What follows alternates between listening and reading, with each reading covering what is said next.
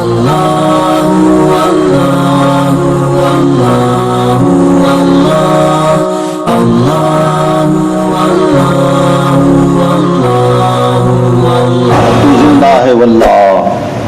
زندہ ہے واللہ میری چشم عالم سے چھپ جانے والے حضرت سیدنا عبد الرحمن جامی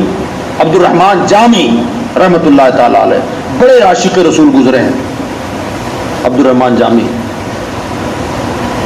مجھے حیرت ہوتی ہے اس بات پر،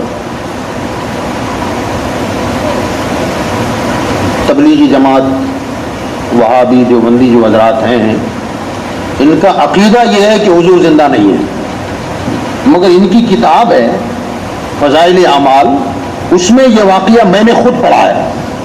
ہمارا تو عقیدہ ہے ہی ہے، مگر اس میں لکھا ہوا ہے یہ عقیدہ، یہ پورا واقعہ لکھا ہے. سمجھ میں نہیں آتا کہ اپنی کتابوں پر بھی ان کو بھروسہ نہیں ہے. کیا لکھا ہوا ہے کہ حضرت عبد الرحمن جامی رحمۃ اللہ علیہ حج کے لیے گئے، اور بڑے شاعر تھے یہ فارسی کے، نعتیں بہت پیاری پیاری لکھتے تھے.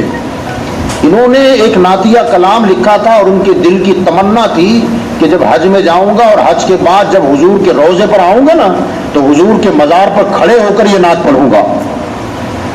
کسی کو پتہ نہیں، خالی لکھ لی اپنے پاس رکھی، اور دل کی تمنا دل ہی میں ہے، خالی ارادہ کیا ہے کہ ایسا کروں گا.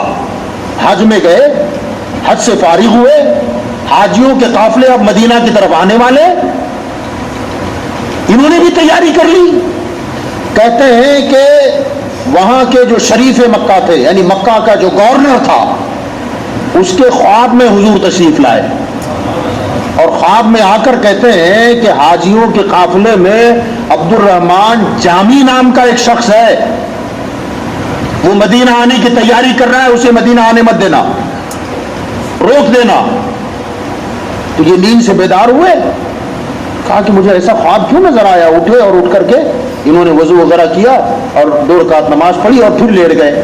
جیسے ہی لیٹے تو پھر دوسری مرتبہ حضور خواب میں آئے، فرمائے میں تجھے کہہ رہا ہوں کہ اسے روک ورنہ نکل جائے گا.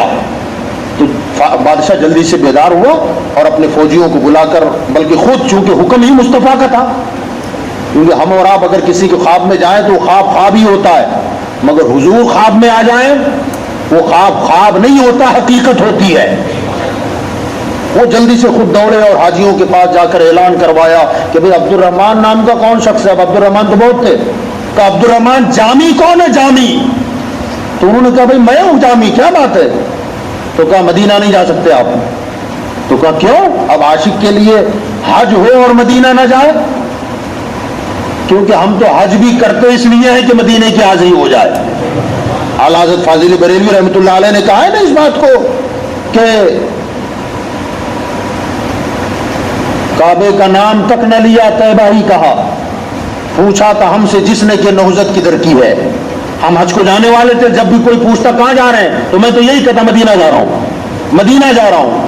کہا وہ فرماتے ہیں کہ کعبے کا نام تک نہ لیا طیبہ ہی کہا، پوچھا تھا ہم سے جس نے کہ نوزت کدھر کی ہے. کہا مدینہ کیوں کہتے تھے؟ کہتے اس لیے کہ ان کے طفیل حج بھی خدا نے کرا دیا، ان کے طفیل حج بھی خدا نے کرا دیے، اصل مراد حاضری اس پاک در کی ہے.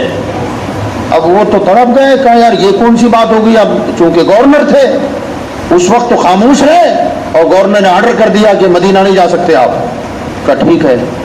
اب یہ جب اپنے ٹھکانے گئے اور جا کر کے لیٹ گئے، سو گئے اپنے گھر جا کر، تو حضرت عبد الرحمن جامی نے کہا کہ یہ تو چلا گیا، چھوڑو اس کو، جو ہوگا دیکھا جائے گا. اپنا سامان سمیٹا اور چپکے سے نکل پڑے. اب جیسے ہی نکلے نا تو حضور پھر ان کے خواب میں آئے اور آ کر کہا کہ کیا کیا تو نے؟ روکنے کے لیے کہا تھا. کہا حضور روک دیا. کہا رکا نہیں، نکل گیا. اب ذرا دیکھیں مکے میں رہنے والے کو پتا نہیں کون نکلا ہے، حضور مدینہ میں تھے مگر جان رہے کون نکلا ہے.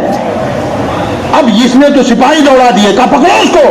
اب پکڑ جب گئے سپاہی اور گرفتار کر لیا اور پکڑ کر کے لا کے علامہ جامی رحمۃ اللہ علیہ کو جیل میں ٹھونس دیا. اب جیل میں ڈالا، سپاہیوں نے ڈال دیا. بادشاہ پھر سو گیا. گورنر جیسی سویا تو حضور پھر خواب میں آئے، مگر اب ذرا جلال میں تھے، غصے میں تھے. اور گورنر سے کہتے ہیں کیا کر دیا؟ کہا حضور روک دیا نا. تو کہا رے روکنے کہا تھا جیل میں ڈال دیا؟ وہ کوئی مجرم ہے؟ میرا عاشق ہے، جیل سے نکال. تو گورنر کہنے لگا حضور جب وہ عاشق ہے تو روکا کیوں جا رہا ہے؟ میں نے تو سمجھا کہ بڑا مجرم ہوگا اس لیے روکا جا رہا ہے، تو میں نے جیل میں ڈال دیا.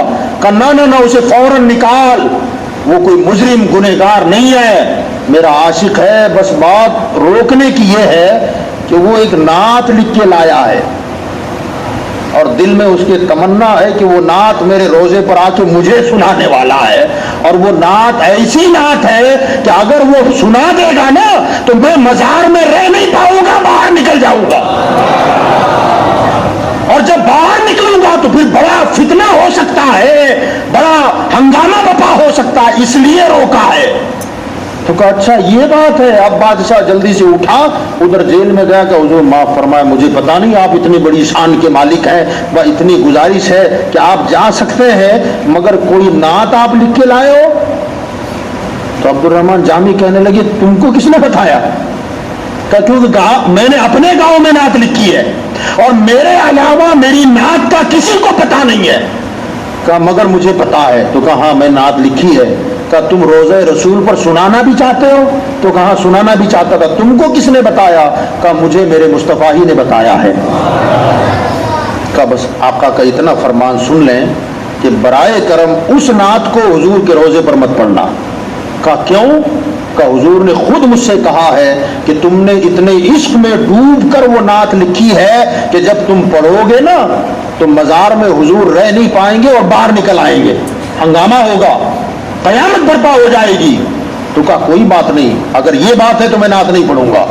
انہوں نے وہ نعت نہیں پڑھی، مدینہ آئے، اور مدینہ آنے کے بعد آپ نے زندگی میں کئی حج فرمائے. مدینہ بہت مرتبہ جانا آنا ان کا ہوا ہے. علامہ جامی کا، علامہ جامی خود اس کو لکھتے ہیں کہ میں وہ خوش نصیب ہوں کہ جب بھی میں حضور کے روزے پر سلام رخصت کرنے آتا تھا، واپس گھر کی طرف جب جاتا تو حضور کے روزے پر آ کر آخری سلام جب کرتا تو مزار سے آواز آتی وعلیکم السلام جامی، نام لے کر، اور یہ ہوتا تھا خیریت سے گھر جا پھر آنا. کہتے میں بار بار جاتا تھا، ہر بار حضور کہتے خیریت سے جانا پھر آنا، جامی جانا خیریت سے پھر آنا. کہتے میں ہمیشہ جاتا تھا، سلام کا جواب پاتا تھا اور حضور خیریت سے جانے کی بشارت دیتے اور ہر مرتبہ کہتے پھر آنا پھر آنا. مگر ایک مرتبہ ایسا ہوا کہ سلام کا جواب دیا اور کہا جامی جا، مگر پھر آنا نہیں کہا. مجھے یقین ہو گیا کہ میری زندگی کا آخری سال ہے. کہتے ہیں بس اسی سال علامہ جامی کا انتقال ہو گیا. یعنی کیا پتہ چلا اس سے؟ اگر حضور مردہ ہوتے تو سلام کا جواب دیتے، اور خالی سلام کا جواب نہیں، علامہ جامی اپنے گاؤں میں نعت لکھ رہے ہیں اور حضور وہیں سے دیکھ بھی رہے ہیں کہ کون کیا لکھ رہا ہے، کیا تمنا لے کے آ رہا ہے، کیا چاہتا ہے. یہ ہمارے آقا صلی اللہ علیہ وسلم کی ذات گرامی ہے.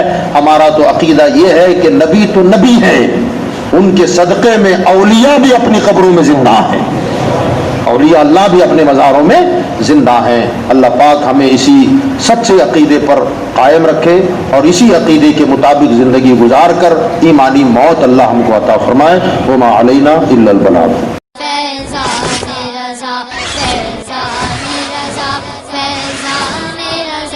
ہم پر ہو